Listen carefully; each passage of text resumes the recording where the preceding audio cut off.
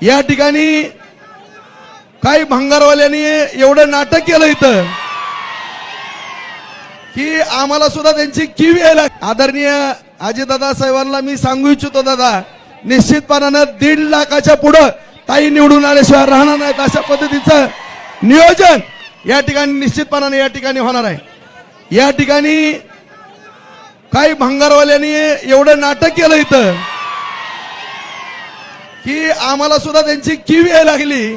त्याच्यामुळं बांधवांनो, निश्चितपणानं या मराठवाड्याला पाणी कोण देणार आहे, आपला दुष्काळ कोण घालवणार आहे आणि या भागाचा विकास माननीय नरेंद्र मोदी साहेब यांच्या मार्गदर्शनाखाली आदरणीय एकनाथ शिंदे साहेब, आदरणीय फडणवीस साहेब, आदरणीय अजितदादा साहेब, या जिल्ह्याचे पालकमंत्री आदरणीय तानाजी सावंत साहेब, आमचे सहकारी मित्र राणादादा साहेब, या सर्वांच्या मार्गदर्शनाखाली सर्व आमदार महोदय यांच्या मार्गदर्शनाखाली हा विकास होणार आहे।